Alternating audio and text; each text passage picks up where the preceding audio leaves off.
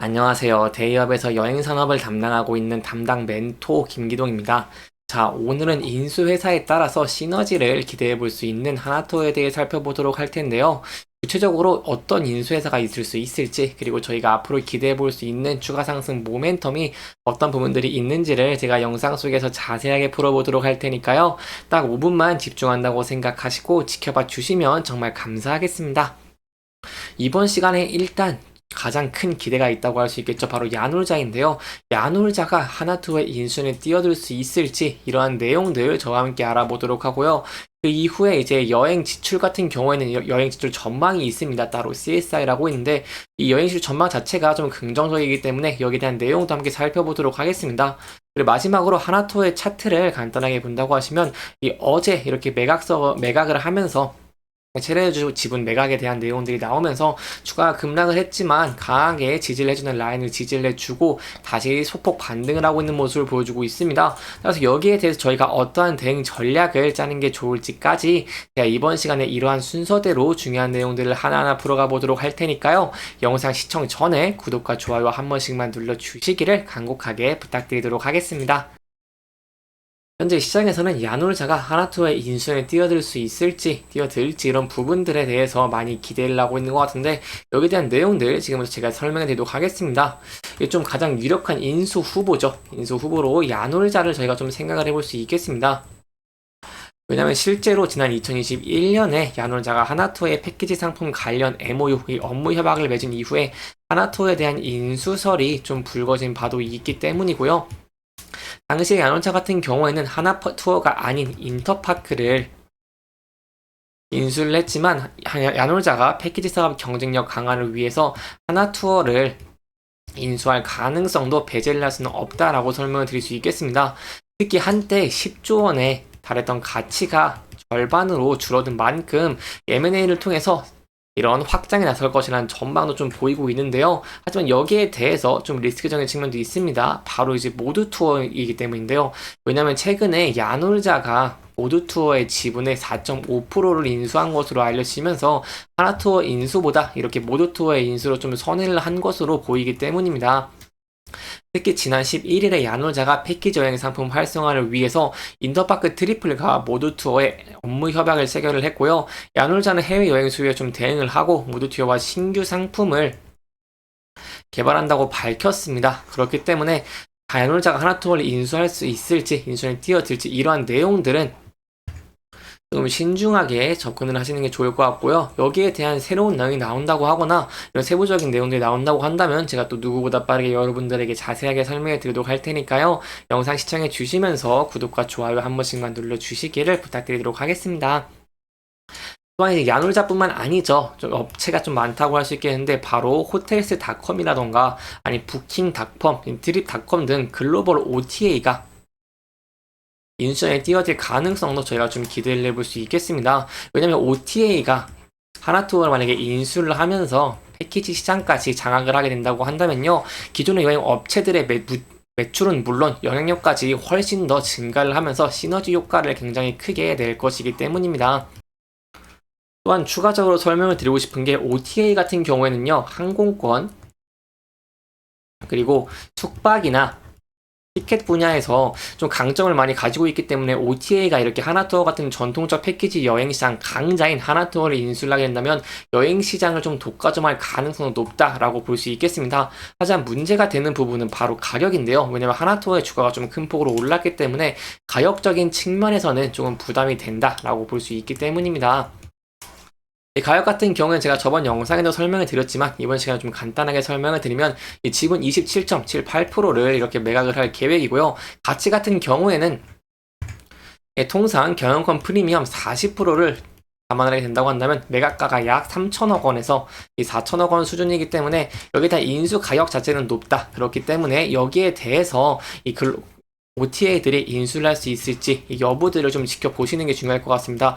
아직은 이렇게 인수전에 좀 뛰어드는 모습은 아직 보이지 않고 있고 여기에 대해서 세부적인 내용들도 나오고 있지 않기 때문에 여기에 대한 내용들은 또 새로운 내용이 나온다고 한다면 또 제가 여러분들에게 자세하게 설명해 드리도록 하겠습니다. 이렇게 인수전에 뛰어들 수 있을지 이런 내용들에 대해 간단하게 살펴보았고요. 이럼에도 불구하고 이제 하나투어 같은 경우에는 실적적인 측면도 굉장히 매력이 높기 때문에 인수전에서 좀 글로벌 OTA들이 뛰어들 가능성이 높다라고 볼 수 있겠습니다. 왜냐면 거기에 대한 근거를 좀 말씀드리고 싶은데 바로 여행비 지출 전망 CSI를 통해서 설명을 드리고 싶습니다. 여행비 지출 전망 같은 경우는 일단 보통 100이 넘어가면 이 여행이 좀 확장할 것이라고 보는 것이고 100을 하회를 하면 좀 감소를 할 것으로 보고 있는데 현재는 이제 95 이렇게 97 이렇게 이 중에서 왔다 갔다 하고 있지만 그러면서 제가 23년 1월, 2월, 3월과 비교를 해본다고 한다면 24년 1월부터 3월까지는 각각 90, 91, 94보다 96, 95, 97로 큰 폭으로 여행비 전망에 좀 증가를 한 모습을 확인을 할 수 있고요. 그리고 3월 같은 경우에는 1월과 2월에 비해서 97로 좀 큰 폭으로 좀 증가를 했다라고 볼 수 있겠습니다. 이렇게 여행비 지출 전망이 증가를 하고 이 엔데믹으로 인해서 이 보복 여행들에 대한 좀 수요가 늘리다 보니까 저희가 올해 같은 경우에는 코로나19 대유행 이전의 완전한 실적 정상화도 좀 기대를 해볼 수 있겠고요.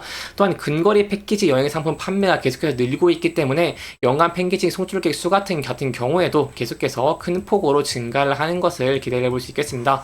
그리고 올해에는 24년에 좀 특수들이 있죠. 어떤 특수냐면 바로 유럽과 미국 항공 인프라의 정상화들을 기대를 해볼 수 있겠고 또한 이 파리의 올림픽 특수성에 힘입어서 중장거리 패키지 판매 증가도 좀 기대를 해볼 수 있겠습니다. 이렇게 여기까지 하나투어의 인수에 대한 내용 그리고 저희가 앞으로의 전망들을 알아봤으니 이제 차적인 부분을 좀 보면서 설명을 드리려고 하는데요. 설명을 드리기 앞서서 일단 이 배당이 좀 중요하기 때문에 여기에 대해 설명을 드리도록 하겠습니다. 하나투어 같은 경우는 앞서서 시가 배당률 7.79%의 매우 높은 배당을 이렇게 결정을 했죠. 그렇기 때문에 여기에 대해서 주가가 큰 폭으로 변동을 합니다. 변동할 가능성이 높고 따라서 여기에 대한 내용 좀 설명드리도록 하겠습니다. 이 현금 배당에 대해 좀 모르시는 분들이 계실까봐 좀 간단하게 설명을 드리면 이 배당 기준이 4월 2일입니다. 그런데 저희가 주식을 매수를 하면은 바로 주주 명부에 등록이 되는 것이 아닙니다. 주식 매수 이후에 주주 명부 등록까지는 이 영업일이 소요가 됩니다. 이 영업일 같은 경우 여러분들이 다 아시겠지만 혹시 모르시는 분들이 계실까봐 간단하게 설명을 드리면 이 주식시장이 열리는 날을 의미하고요. 따라서 3월 29일까지 이 금요일까지죠. 내일입니다.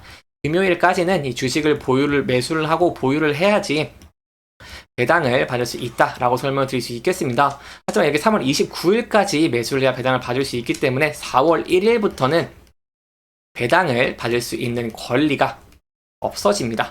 따라서 4월 1일에는 배당락이 발생을 하면서 주식 가격이 이런 배당하는 만큼 좀 조정을 받습니다. 보통 통상적으로 그렇고 그렇기 때문에 4월 1일에는 좀 주가가 큰 폭으로 하락할 가능성이 있다는 부분 염두에 두시면 좋을 것 같습니다. 그래서 한마디로 더 정리해 드리고자 한다면 주식 배당락이 발생하는 가장 근본적인 이유 같은 경우에는요. 배당을 받게 되는 투자자와 그리고 배당을 받지 못하는 투자자 간의 형평성을 좀 주기 위해서 가격이 변동되는 것이기 때문에 여기 좀 급락이 나올 수 있다. 이런 부분 좀 염두에 두시면 좋을 것 같습니다.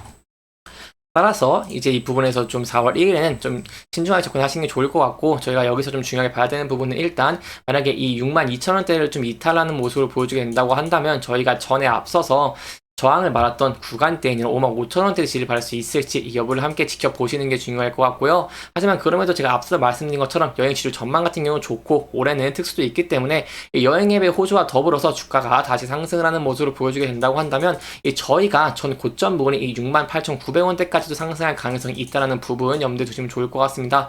이 부분대에서 조정을 받을 가능성도 있고 그리고 앞선 사례와 같이 높은 거래량과 함께 돌파라는 모습을 보여주게 된다고 한다면 돌파 후에 안착을 하면서 다시 이제 상승세를 이어갈 가능성도 있다는 부분 염두에 두시면 좋을 것 같습니다. 이렇게 이번 영상은 하나투어의 인수에 대한 내용들 그리고 앞으로의 추가적인 상승 모멘텀과 대응 전략들을 조금 짚어보면서 진행을 했고요. 해당 영상은 개인적인 의견이 많이 들어왔기 때문에 투자자분들의 주관적인 생각과 해당 내용을 토대로 현명한 선택을 하시면 좋을 것 같습니다. 영상 잘 보셨다면 좋아요와 구독 부탁드리고요. 해당 영상뿐만 아니라 대기업에서는 그 누구보다 열정적인 멘토들이 많으니까요. 부디 타 종목의 영상도 시청해 주시길 바라며 오늘 영상 마무리하도록 하겠습니다. 끝까지 시청해 주셔서 감사합니다.